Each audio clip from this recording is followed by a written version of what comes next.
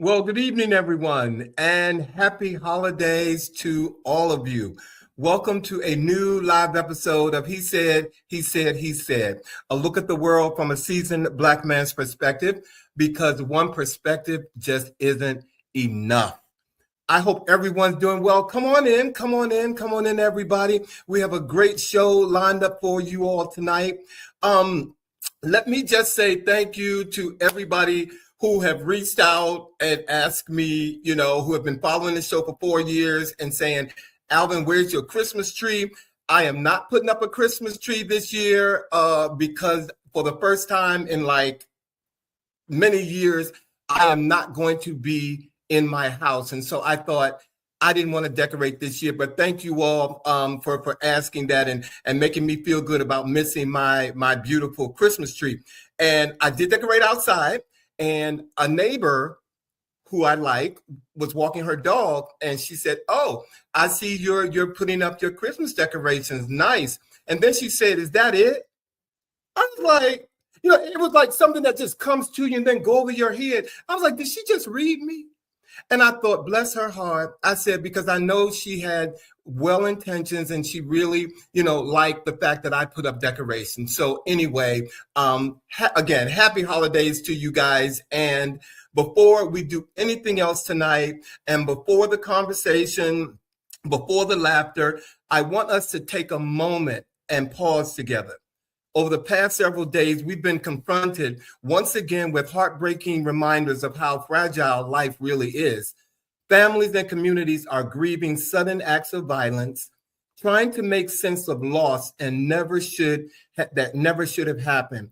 And all of this is unfolding during a season that is meant to be filled with light, love, and togetherness. Tonight, we extend our deepest condolences and prayers to the families and communities impacted by recent acts of violence, including those connected to a college campus and households now forever changed.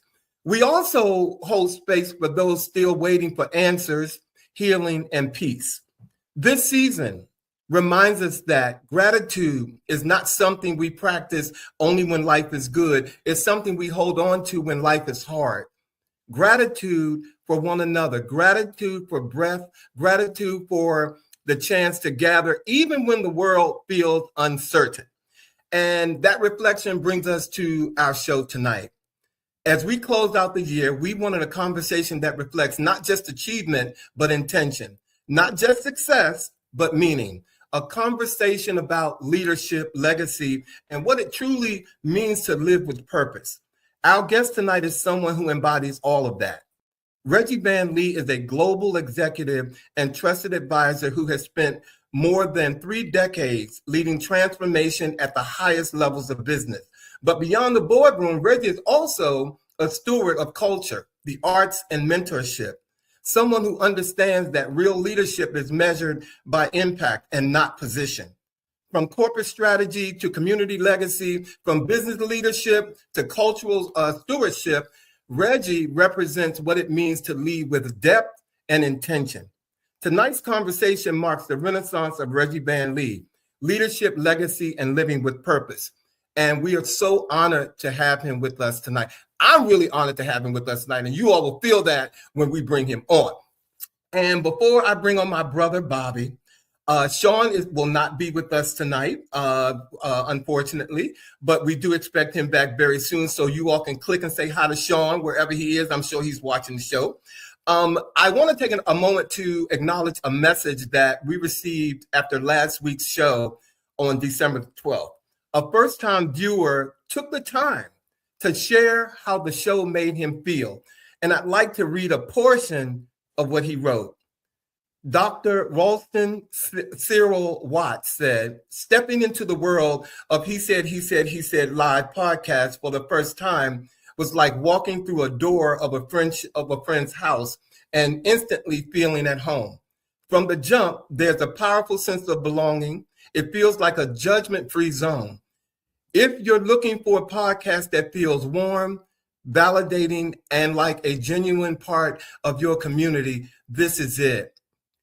Dr. Watts, I want to say thank you. I don't want to get choked up, but I was so humbled by your words. I wanted to share this with our viewers because it is voices like yours that inspire me and Bobby and Sean to do what we do. And so I really do appreciate you taking the time to do that. It really meant a lot. So family, again, welcome all of you to the show tonight. You know, I'm going to holler at y'all in a few minutes. And, you know, like I said, we have a great show and we're going to close this year the way we want to, with purpose, with gratitude, and with heart. So if you all are ready, let's get on with the chat.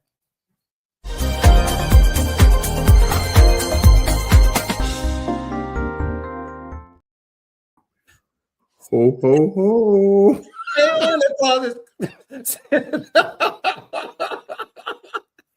Hey. Good evening. Good evening. Good evening. Happy holidays. How you Happy doing, man? Our holiday show. Our holiday show. Can you believe the year is up? Where did it go? Where did it go? Where did it go?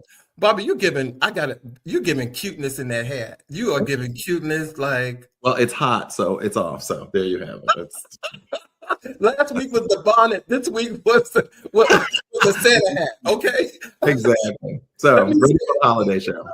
Well, let's say hi to some of these folks that are coming in here because because we know we can't do it without them. Monica Absolutely. Pleasant, Merry Christmas to you.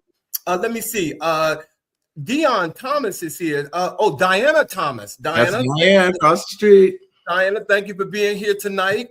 Michelle Bowie is here. Maurice Scott is here. Happy holidays to you, Maurice. My magical voice man. Let me see. Thank you all for joining us tonight. Again, we have a great show. Great show.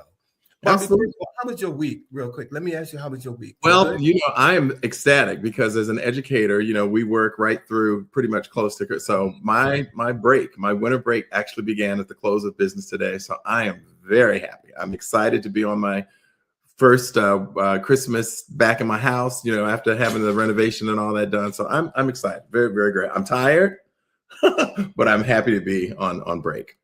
Well, and I've had a busy week, and but I'm here. I've been excited about this show. Ladies and gentlemen, I've been trying to do this show for 5 years. Not I'm not exaggerating. We're interviewing. You've been doing the show for all those years, but this show with our special guest tonight. But you know, ladies and gentlemen, in our true new fashion, for our chat, we have a topic that we want you to weigh in on, one that is near and dear to our heart right now. And the topic for tonight is "Don't Hijack My Post: Trolls, Pirates, and the Battle for Narrative." So let me start with this, first of all, Bobby. Not every thought needs to be typed, and not every post you see is an invitation to audition for the comment section. So somewhere along the way, social media convinced people that appearing on your timeline means they're entitled to your time, your explanation, and a full debate you never signed up for.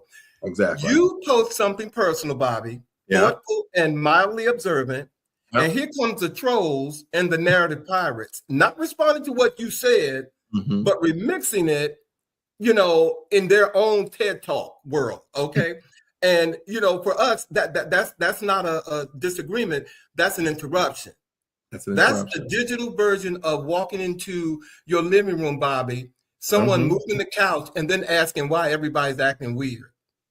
You know, it's like that. So tonight we're talking about why people hijack conversations that weren't meant for them, and how to decide when to engage, when to disengage, and when to protect your peace, because just because someone has an opinion doesn't mean they get a microphone. So I'm going to turn it over to my brother, because I know you got a lot to say on this topic.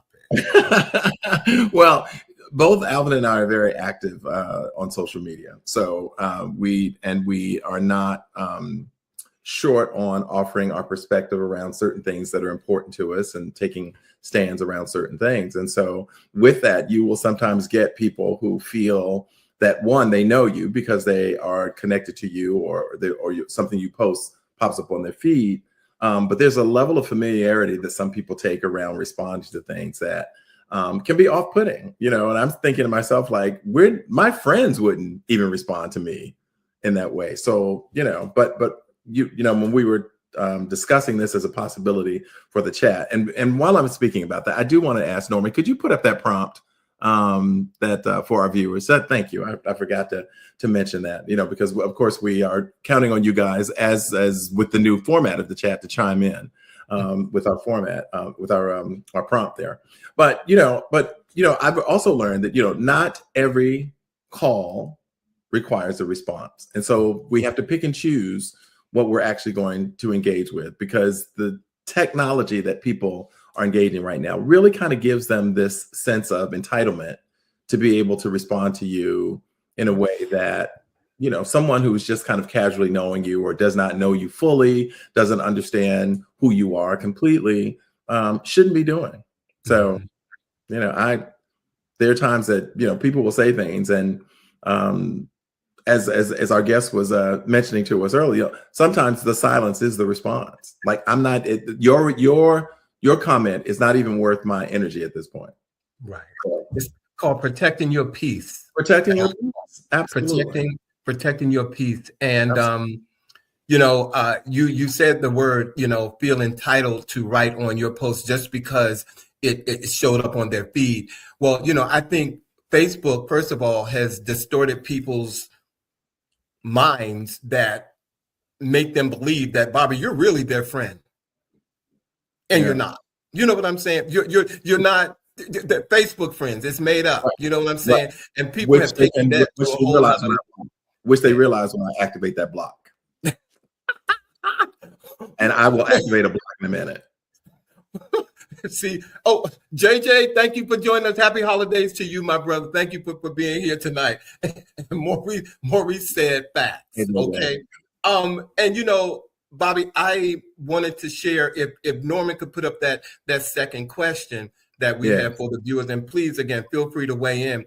I recently put up a post. I'm not going to say the person's name. I don't want to say that, but the show is on CNN.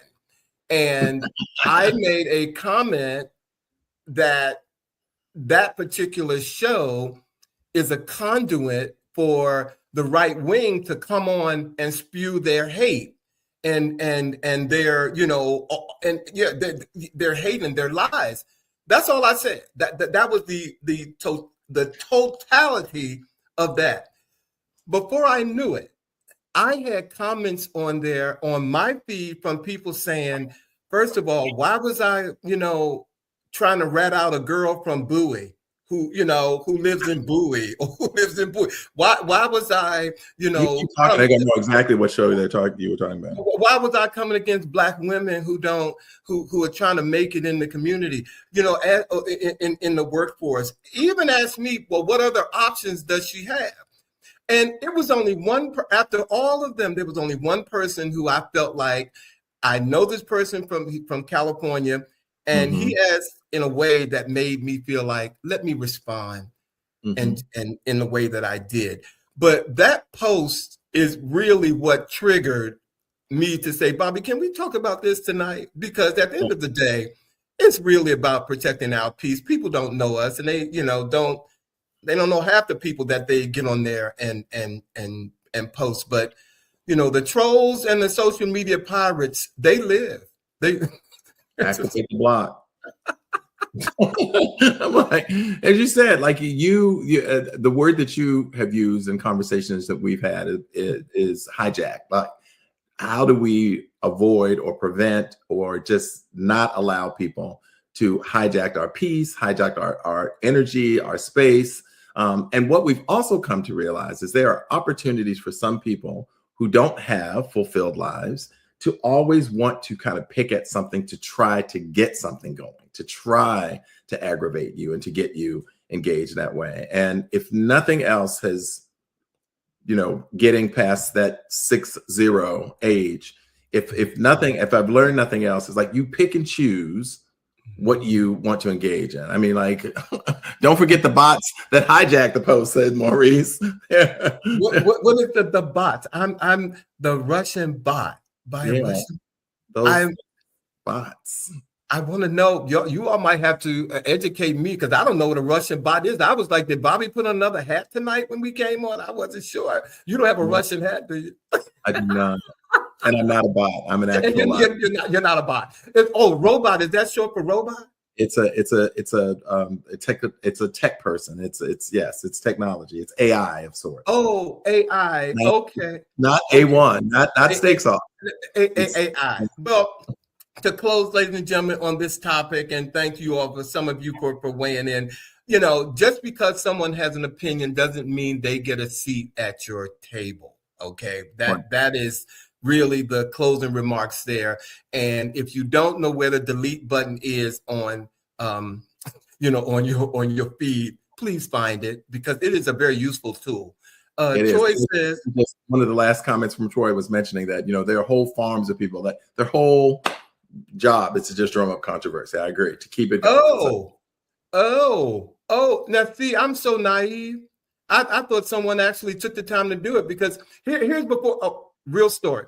I was at the gym last Saturday after I posted that thing about CNN.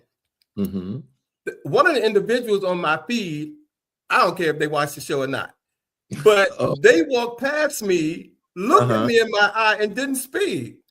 But then go wherever to their phone or home and send me this, post that says, you shouldn't be so critical of Black women and all this stuff. I was like, damn, you didn't even speak to me when you looked me right in the eye and kept walking at the gym. But sometimes you just have to take the good with the bad and keep moving. And that's what we're going to do right now as we get ready to invite our guests. We're flipping our hair back. Let's do that. Bob, it's so good to see you. I'm going to stop playing with you tonight. All right. All right. Are we ready to introduce our we are more than ready. guests? You said we can do this for a while. So. Oh my God. Okay, ladies and gentlemen, for those of you who missed, my introduction earlier, I got a short one here. Tonight, we are joined by a leader whose influence spans global boardrooms and cultural institutions. Reggie Van Lee is an executive partner and managing director at AlixPartners with more than 3 decades advising corporations and boards through transformation. He previously served as Chief Transformation Officer at the Carlyle Group and retired as an Executive Vice President at Booz, Allen & Hamilton. Beyond business, he serves as the chair of the DC Commission on the Arts and Humanities and co-founded the Black Theater Coalition. And on a personal note, Reggie has been someone that I have known for nearly 30 years and have admired, and he has lived up to every word, everything, and every part of this interview that we're going to have with him tonight. So without staying another moment without him, ladies and gentlemen, please welcome him to the He Said live stage, Reggie Van Lee. Wow, what an introduction. If only some of it were true. At least this much. Only some of it. No, I'm delighted to be here. I've been waiting 5 years to be invited, so here I am. Wow. Reggie, don't make my heart move, make my jacket move. But thank you for being here tonight. I promise you. And ladies and gentlemen,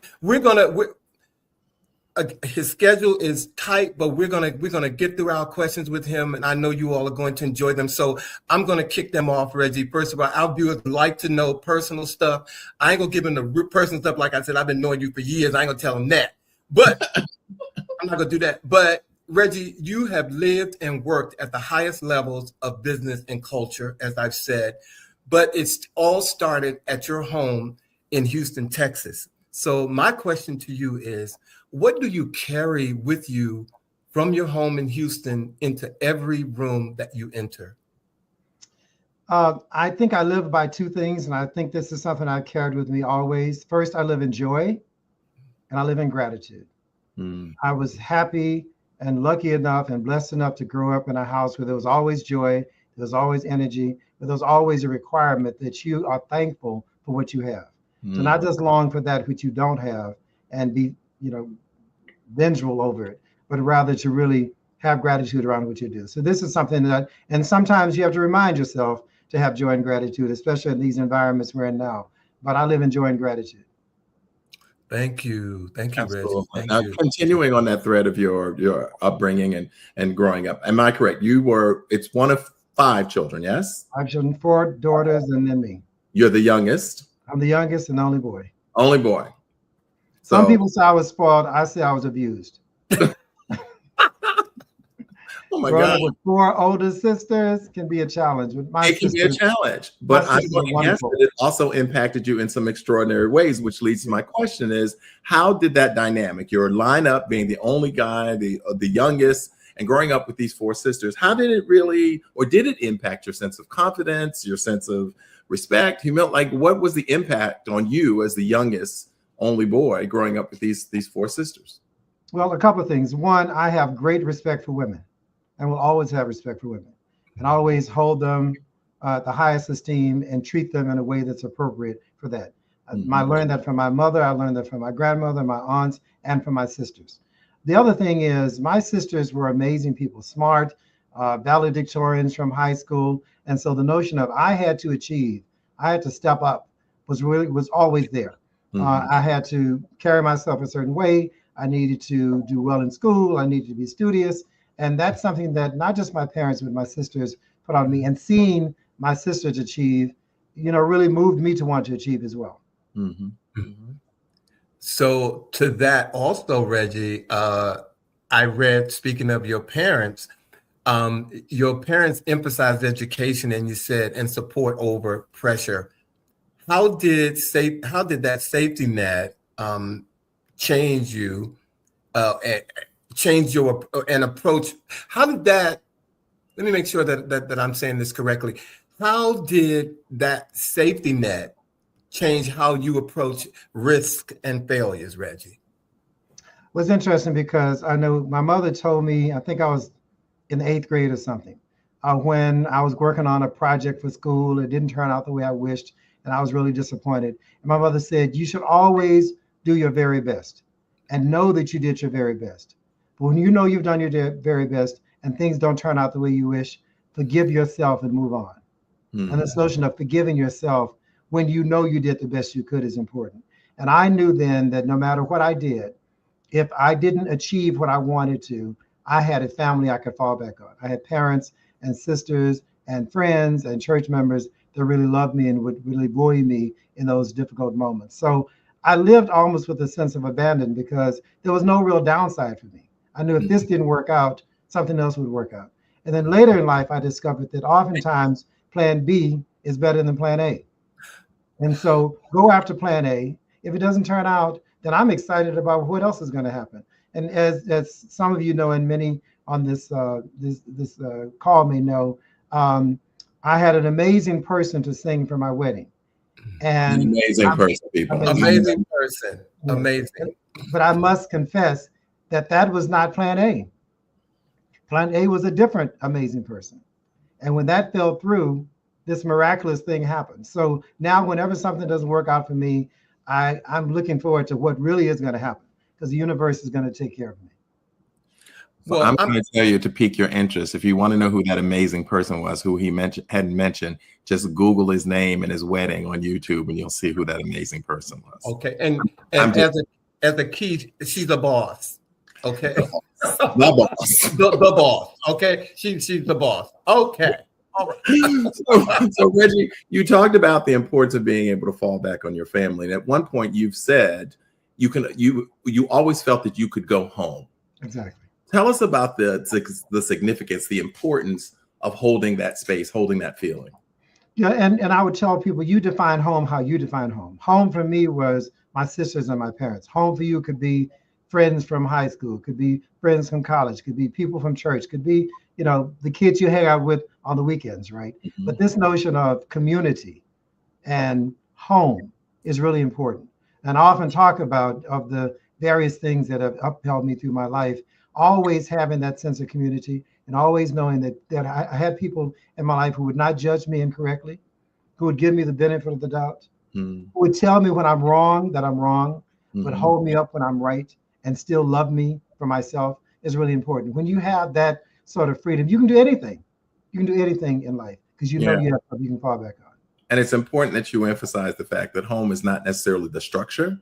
Exactly. It's you make home and by whom you surround yourself with. It's not the structure per se. Exactly. Yeah. Exactly. Thank you. Well, clearly that grounding has showed up throughout your life, Reggie. And it takes me to my next question, which I can't wait to hear. What's the least known fact about you, Reggie, that you like to share with us? Which obviously will no longer be the least known fact. Exactly. I actually feel like my life is an open book, but I think that the probably least known fact about me is something that I had to discover about myself. So many years ago, when I retired from Booz Allen Hamilton after 32 years and took a little hiatus, a 3-year retirement that I failed after 3 years and went back to work. Well, during that time, I worked with a writer to write my story. Now, it's not published. You can't find it anywhere yet other than, in a drawer in my bedroom or something. But I thought it was important. Don't try it. I thought it was important to write down my life. And when this guy was interviewing me, he asked me, growing up as a young, kid in Texas, was I ever bullied in school? And I said, I was never bullied. I was never in fights. I never had any issues like that. Mm-hmm. And he interviewed a bunch of my other friends, high school friends all the way back to elementary school. And one of my dearest friends, I've known since I was 4 years old, said, yes, he was bullied. The kids used to knock his books out of his hand, and other friends would come and pick up my books and take care of me. And I believe it because she said it, but I don't remember it. So I'm able to block out negative things in my life completely. I mean, it's not as though when she said it, I remembered it, but it's also not as though I didn't believe her when she said it. So what I found is my protection net has been, I guess, all my life to block out things that would impede me from moving forward. So I can move ahead with very little trepidation because it's going to work out. It's going to work out some sort of way. I don't have that memory of a bad situation that happened to me. That's an extraordinary gift. Yeah. Reggie, I swear, if I had a plate, I'd pass it right now, ladies and gentlemen, and I put some money in it because what you just said has been, I have blocked out things from my childhood that weren't so nice so that I could do the same thing so that I wouldn't focus on that and move ahead. And up until just now, I never heard it worded that way. So thank you. Thank you for that. I received that. Mm-hmm. Good. Mm-hmm. Don't be a prisoner of the past. Wow.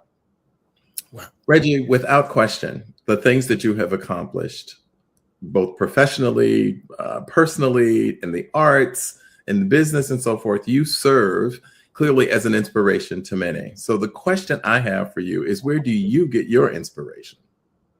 I get my inspiration from knowing that I'm making an impact and knowing that something perhaps happened on this earth that would not have happened had it not been for me being here and me doing it. Mm-hmm. And that's a self-gratification that I get. But it comes back to me. I mean, this notion of you put things out in the world and they come back to you triple fold, both good and bad. Mm-hmm. I've had people to come to me and say, you don't know me, but I heard you speak at such and such a place 20 years ago and it changed my life. I'm like, wow, it changed your life. I mean, that's sort of amazing to me. So I understand the power of words. I understand the power of engaging with people and connection with people and giving people time and energy. And when it comes back in that positive way, that's what really keeps me going. And there are many days when I feel like I'm wasting my time and wasting my energy.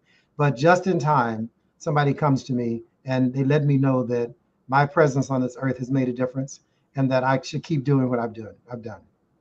And is that something that kind of happened over time? In their early years, was the inspiration that clear? Is that an evolution that allowed you to evolve to this place of understanding, or had you always really kind of been that way? No, I think in the early years, I so loved and worshiped my parents, and I so wanted them to be proud of me. Yes. And so I did things to make my parents proud of me. And what I found was my parents were just placeholders for the universe. That I want to do things to make the universe proud of me. It started with my parents, but eventually it was a broader set. That resonates with me personally as well. I understand that. I definitely do. Yeah. Thank you. Oh, of course. Reggie, you mentioned the individual from your childhood who told you something that happened in your past. Are there people from your childhood that you still quietly have that guide your decisions today? Oh, yes. I mean, I'll brag that I celebrated my 50th high school reunion this year in Houston, Texas. And there were some. How could that be? 50 years. How could Exactly. I was not a child prodigy. I graduated at the right sort of time. Exactly. Moisturized, good skin. Yes. Really, hydration is important. And there were some 150 of my class members, and we had a big event. And so many of these class members are people I've known since I was 4 years old, 5 years old, 10 years old, that we see on a somewhat regular basis. As a matter of fact, next week when I head to Houston for Christmas, a bunch of us getting together and doing like a little get together, a mini reunion, even though we just had this 50th class reunion. So knowing that one can hold on to relationships that long is reassuring as well. And knowing that there are some people that you can reach to that really know you and knew you when.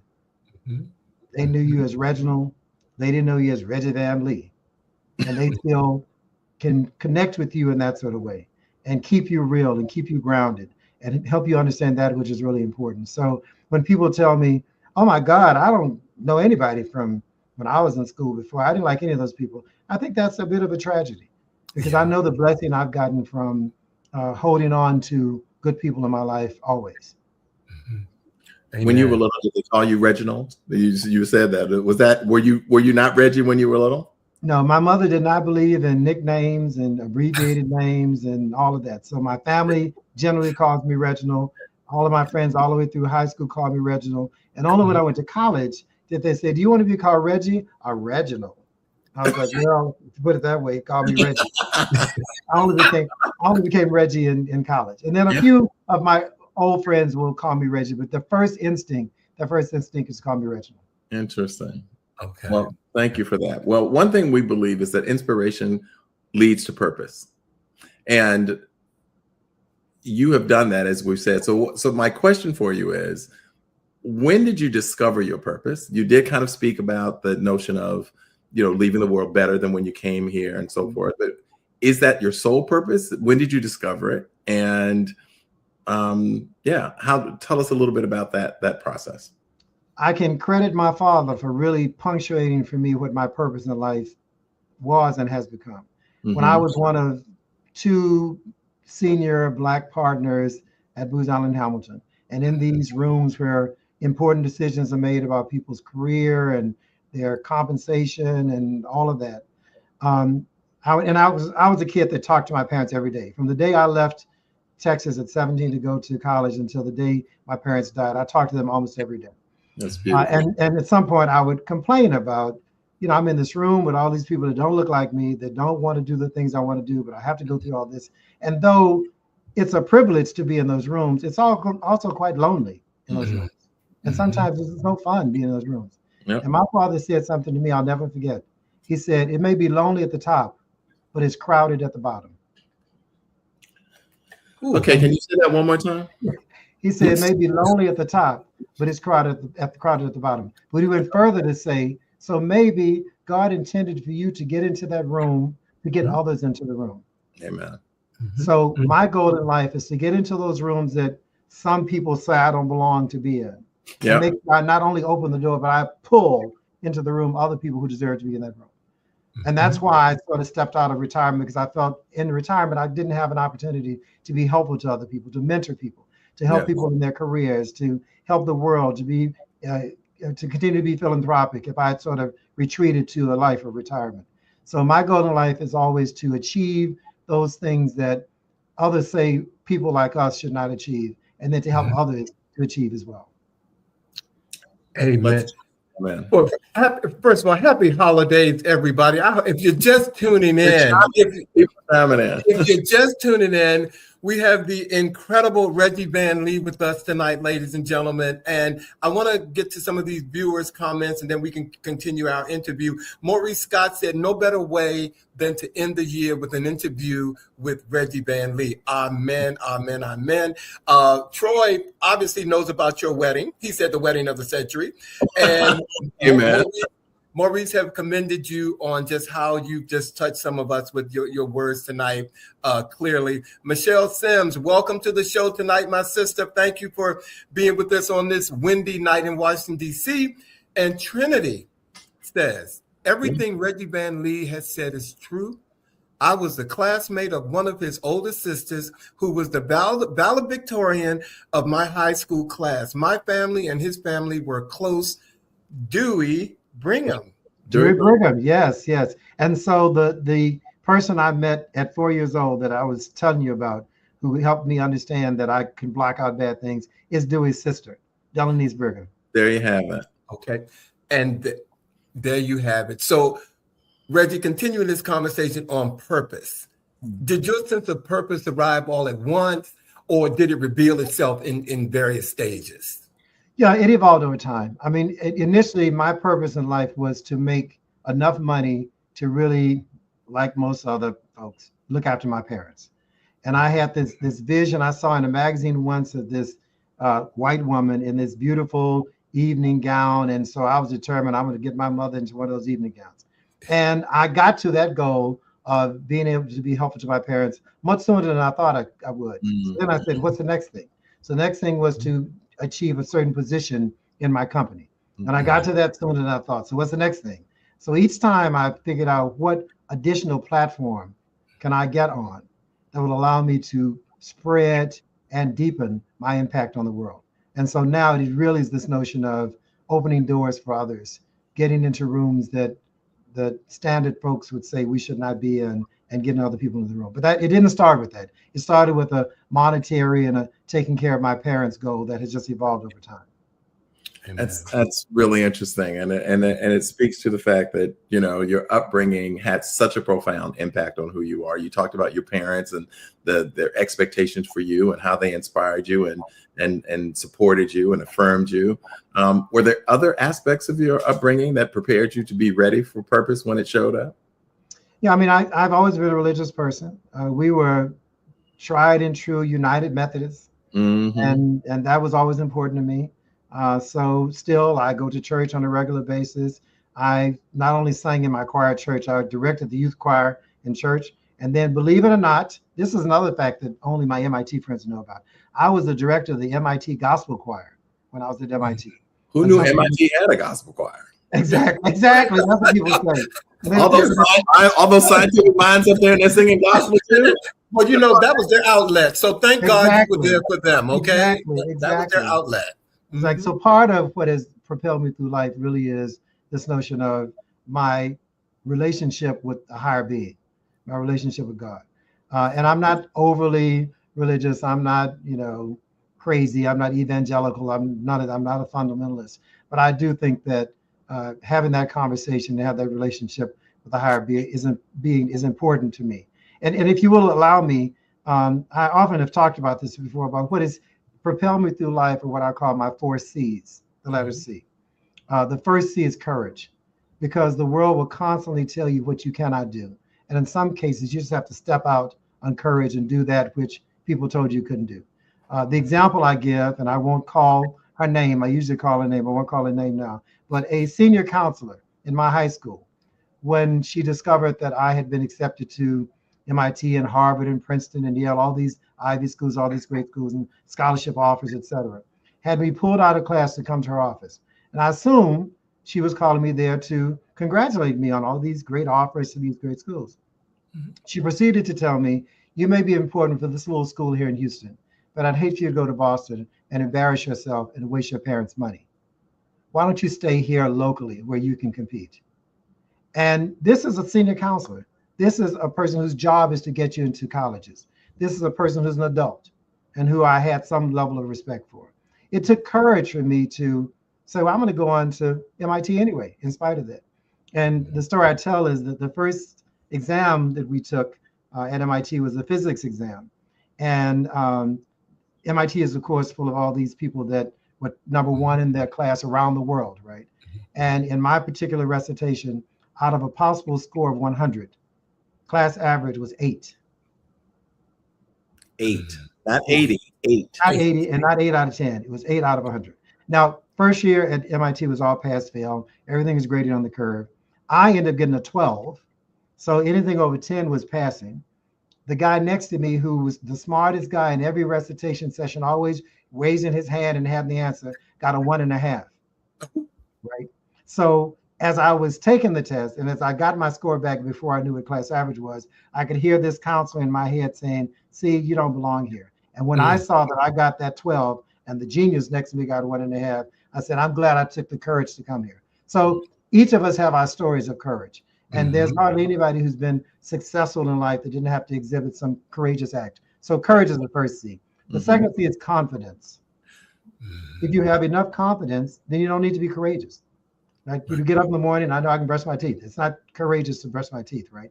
So the notion of what can I do to build my confidence? And what I do is I surround myself with real people who are there for me. Now, real people there for me does not mean they're a bunch of yes people. Sometimes the answer is no. They need to tell me that. But I know that the confidence is there. And what I often tell my mentees is the world is full of haters. Haters will always exist. My senior counselor was a hater. Didn't want me to achieve something that she could not achieve. And what I do is I turn the haters to my advantage. So when I did not want to stay up late studying for tests at MIT, I could hear that counselor in my head. And that's what kept me up. So as much as I wanted to succeed at MIT, I didn't want her to be right in saying that I wouldn't succeed at MIT. Correct. So you have both the people that support you with confidence and the haters that encourage you to have confidence. Because one, and my mother told me this, nobody hates on someone who's not doing anything. So if they're hating on you, there's some reason, there's something valuable you're doing that they want to hate on. So the second C is confidence. The third one is competence. And nothing replaces knowing what you're doing. Studying, burning the midnight oil, learning your craft, overachieving. And this notion of we as Black people have to be twice as smart. I say, okay, then I'll be twice as smart. Yeah, I'll go for it. And if I fall back, maybe only 1.5 as smart, 1.5 times as smart. So that competence you have to get. And then the fourth one, which I've talked about before, is community. You really need that community that can uphold you. Because in those tough moments, if you have nothing to fall back on, you could find yourself not wanting to live. And that's a horrible feeling. I've never had it, but I can imagine it's a horrible feeling. So my 4 C's are courage, confidence, competence, and community. Wrote them down. Reggie, thank you, thank you. And Reggie, we all know that purpose is powerful, but it also comes with a certain level of pressure. So I want to ask you, how do you deal with the stress or unpleasant situations, especially as a Black man in corporate America? I go shopping. See, I'm sorry, I should be laughing, but you know what? I go shopping. Speak. I have the wardrobe to prove it. Speak. I have the wardrobe to prove it. No, I mean, I what I do is I find my joy. And so when I was younger, it was about shopping. I was shopping. That was one way for me to deal with the stress and that kind of stuff. And dressing well and feeling good about myself by the way I dress was important. But now, I'm sorry? I said impeccably. Well, I try. Dressing well is the best revenge, right? But now I find my joy where I enjoy hanging out with my family. I enjoy reconnecting with great friends. I enjoy theater in New York City and DC and other places. So everybody needs to find their joy. You need to find your joy. And the minute you let your joy go away, you're lost. Reggie, I got to ask you, I'm sorry, Bobby, do you have a little Reggie? And I mean, because I have a little Alvin. It sounds like you have a little Reggie. And that little Reggie is running rampant, has been running rampant, continues, and you never tell them to sit down. Do you have a little Reggie? Of course. Okay. Of course I do. Okay. Thank you. So you kind of alluded to, the thing that I was going to ask you about, and that was really kind of showing up in rooms where you've not necessarily been welcome. And in those rooms, you have not only been in those rooms, you've been one of the leaders in those rooms and dealing with resistance and still been transformational in that. So in those spaces, and you talked about shopping when you're outside of those spaces, how do you stay centered in the midst of the resistance? One thing that keeps me centered is I have a very wide cloth of people that I interact with. And I'm oftentimes reminded of how blessed I am. I'm oftentimes reminded of the gratitude I should have, right? And I also know that if you don't show gratitude, the universe has a way of taking that thing away from you that you're not really appreciating as you should, right? So that's just, and it's a constant thing. It's a constant thing. And I've gone through times in my life when I didn't understand why things are going that way, and it's unhappy, and why are people so mean, and why are people so nasty, and what did I do? This person doesn't even know me. Why are they against me? And I've learned that's their problem. That's not my problem. I have to deal with it somehow, but that's their problem. And oftentimes those are people in pain themselves. And so I've learned to have not anger or enmity for them, but some pity to some extent. And that helps me get through it as well. But there are a lot of things that one can do to sort of get through that. But what reassures me is no one comes after a person who's not doing anything. So if somebody's coming after you, you're doing something. You're doing something. I appreciate that, and I do. And as you know, as someone who knows you well, as well, that there is a mystique of Reggie Van Lee and living well and being successful and all of those things. And I don't think people ever associate the fact that Reggie also has, issues that he's had to deal with, and people who have not been positive in responding to him, and he's had to overcome some of those things. So it's really interesting that, people look at your tremendous successes and how you show up in a room. And I can personally say, as successful as you are, you show up in a room and it's never like, ta-da, here I am, kind of like, Reggie comes in and he's just, being Reggie. And that's a tremendous tribute to you as a person, that you don't show up that way, that you would speak up in a restaurant when someone was being rude to a waiter or so forth. So I just want to say we appreciate that response. Well, thank you. And I know I'm self-deprecating too much, but I tell people that a lot of what I do is because I'm too lazy to do the other thing. I'm too lazy to try to be somebody to you and somebody else to somebody else. And I'm too lazy to figure out what lie did I tell you versus I don't have all that energy. I'm just me. And you either receive me or don't receive me. That's your stuff. But I've just learned it's easier, and it doesn't age one as much when you are just fair to people, treat people the way you want them to treat you, and just be yourself. And if you don't attract some people, you didn't need them in your life. Well, I thank you for it, Reggie. And I'm going to dive a little deeper, because even the most successful people experience setbacks. And so share with us, Reggie, what did early professional setbacks teach you about endurance? It taught me that once I got through it, the next time I have something to go through, I'll probably get through that as well. I mean, going through it is hard. But when we look back on all the things that happened to us that didn't turn out the way we wanted to, and we're still alive, none of it was fatal. So don't treat something as fatal. Don't give too much energy and power and gravitas to something that was temporary. On this notion of suicide, my mother always said suicide is a permanent solution to a temporary problem. And too many people treat these temporary problems like they're the end of the world, and they aren't, right? Now, that you learn over time. I couldn't have told you that the first time I had a setback. And I've had, setbacks. I've been lucky. I've never been fired from a job, so I haven't had professional setbacks like that. But I've gotten assessments that were not fair, and that impacted my promotion rate and impacted my salary, my compensation. I've had investments that didn't turn out well. I've had friends to disappoint me who I've loaned money to or been helpful to, and they just turned on me in a horrible way. But guess what? I'm still here. Still standing. And Amen. some of them aren't here, or certainly aren't here in a good position. So I've learned that what you put out in the universe does come back to you. And so when someone thinks they're taking advantage of me and think they're doing some harm to me, they don't realize the harm they're doing to themselves. Now, I'm fine. I'm still here. That leads me to my question, of course, in terms of some of those setbacks and so forth. And you've spoken to it to some degree, but it could have easily been situations that harden you as a person. Like what has kept you from becoming hard as a result from some of those setbacks? Well, one is because I'm not going to let them win. I'm not going to let them take my joy, take my spirit, make me angry. Because angry people are not happy people. Yeah. They're not happy.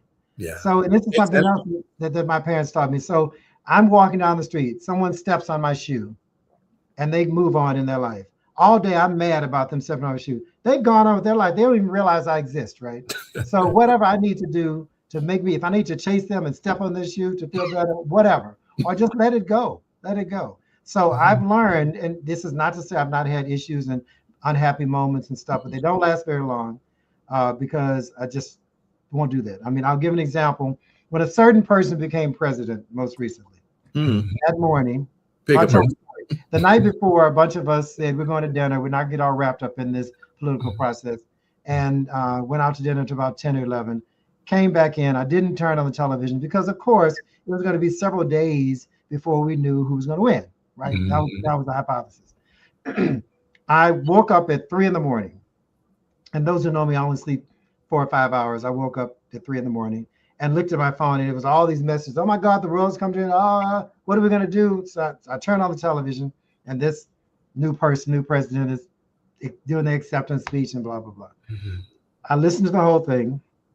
I went out on my terrace, and those who know me, I have a very lovely terrace, in my apartment in New York. Screamed at the top of my lungs. And I'm sure somebody called the police because at 3 in the morning, someone's screaming. Got it all out, said, okay, got to move on. They're not going to steal my joy. So my philosophy since that time is I'm defiant, not defeated. And that's what we have to be. Well, Reggie, you just said a word that's taken me into my final questions with you, because through all of that, one thread that runs through your life that I want to know about is what brings you joy, Reggie? Simple things bring me joy. A nice meal, a nice theater production, a conversation with a friend, knowing that I did something that was helpful to someone else. Very simple things. And because I've been blessed to do all sorts of fabulous, grandiose sort of things, but what really brings me joy are the very simple pleasures. And those you can always find. And those you discover with time, with age, are the things that really matter the most. I mean, things that you all have said about me, that brings me great joy. And you didn't have to say it, so, and I know you mean it. So to know that I have had that sort of impact and relationship with, and that sort of connection to people like yourselves, that brings me joy. And that doesn't give you any money, but it brings me more joy than money ever could. Reggie, you have been such an extraordinary patron of the arts with your time, your resources, in so many ways. Tell us a little bit about why Broadway, music, dance, all of that is so essential to the Reggie Van Lee that many of us know.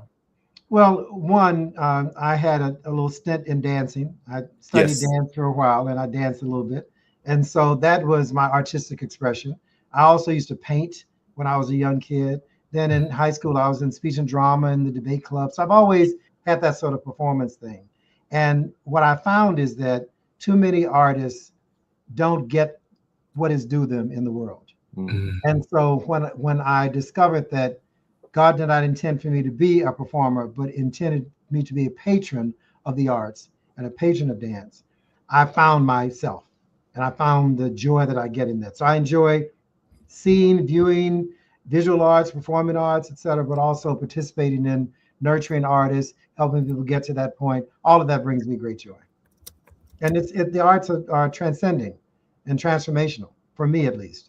It's beautiful. And then there has been a space. I've certainly been in the presence when you've walked into a theater or someone and you hear people go like, oh, there's Reggie Van Lee.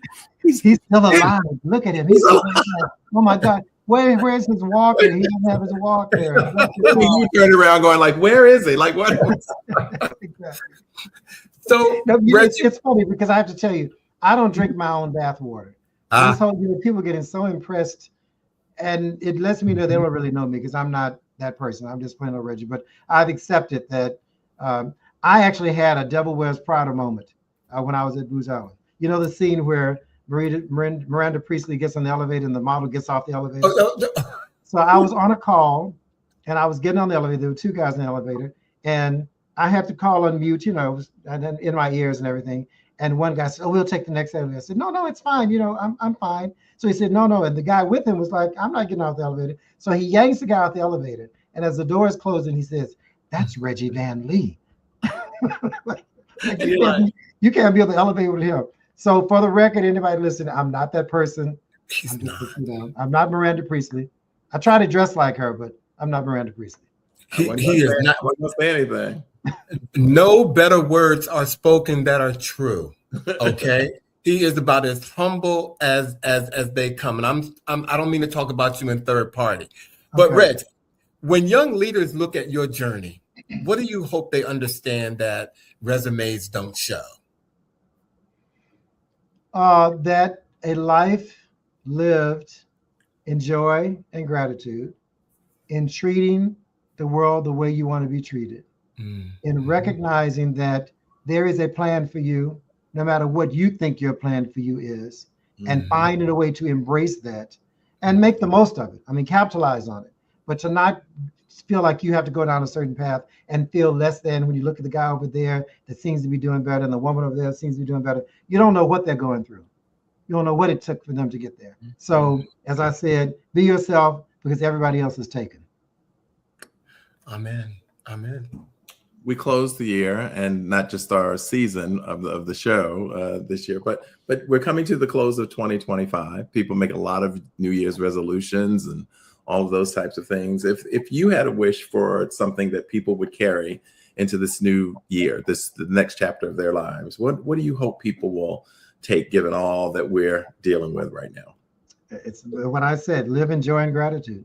Find a way to find your joy, and find a way to recognize that for which you should be grateful, and be grateful for it. Yeah, and the rest will take care of itself. Ladies and gentlemen, I don't know about you all, but I don't want him to go. Okay, but we have reached the end of a 5-year stint of trying and hoping that I could get on your calendar and have you on. He said live. Reggie Van Lee, you touched me over 30 years ago, and you have touched me tonight. This is that means a lot to me. Thank you so much. Well, it is true, and you did it all yourself. But thank you so much for coming here tonight. And you know what, ladies and gentlemen, we're going to try something different before we let Reggie go. I'm going to tell you all, Reggie can stay here while I let you all know. Friday, December the 26th, and January 2nd, 2026. We will air previously recorded episodes. We will be on holiday, ladies and gentlemen. I know we just came back, but we got to go back. You know, this Christmas just came up. You know, it just came up. But we will be back live again in January on the 9th, and we will have a special guest with us in our Manage Your Health series. Our special guest, Aaron Footman III. He's a licensed clinical professional counselor and the CEO of his company, Bring Out the Joy Counseling Services. He will be with us when we come back in January. And rather than give you the words of the week, ladies and gentlemen, I want to leave this with you because Reggie has inspired me to do so. As we close this holiday show, we're reminded that leadership isn't just about the rooms you're invited into. It's about what you leave behind once you've been there. Tonight, Reggie Van Lee reminded us that purpose is not a moment, it's a practice. That legacy is not a title, it's a responsibility. And that living well means staying grounded in family, in faith, in service, and in joy. In a world obsessed with speed, Reggie models substance. In a culture that rewards noise, he demonstrates impact. And in a season that asks us to reflect, he shows us what it looks like to build a life where success and meaning coexist. This has been more than a conversation, ladies and gentlemen. It's been a masterclass in living with intention. As we head into the holidays and toward a new year, may we all carry a little of this renaissance with us all. And if we could bring Reggie and Bobby back to the stage, Norman, if you would do that, I want to just say good night to everybody. If we could do that. There they are. Oh, there they are. Poof. Okay. No, again, thank you all for being here tonight, ladies and gentlemen. Reggie, thank you. Absolutely. Happy holidays to you, Bobby. Happy holidays to you. Same to you. And if I don't see you before I leave, I'll see you in the new year. Absolutely. We want to thank all of our listeners who tuned. Miss Tony, I see that you're tuning in. Patrice Williams, she's tuned in. We want to say hey to Miss Tony and others who've tuned in tonight. We thank my friend Simone Williams. I saw her on there. Oh, wait a minute. Simone? I was just with her. I was just with her in Miami. There you go. And here she is. There she is. Yeah, there she is. Okay. Hi, Simone. Thank you for being here. And while I have all of you here, please, if you want to see all of our episodes, especially this one, go to our YouTube page at He Said Live on YouTube and subscribe to our page. Tell a friend, come in here and sit with us this evening. And I saw Dr. Watts on here, who sent that beautiful message last week. Yes, I want to say thank you as well. That was beautiful. Thank you. And did I say hi to Michelle Sims? Did I say here? And Johnny Ross, look at all you people coming on here. Thank you all for joining us tonight. Thanks, Maurice. We love you. Thank you, Maurice. Everybody, thank you. Have a good holiday, and we will see you on the next live episode of He Said. Come on, Reggie. He said. Come on. There you have it, ladies and gentlemen. You guys have a great weekend. Thank you for joining us. And happy holidays. Okay? Merry Christmas and Happy New Year, everybody. Bye now.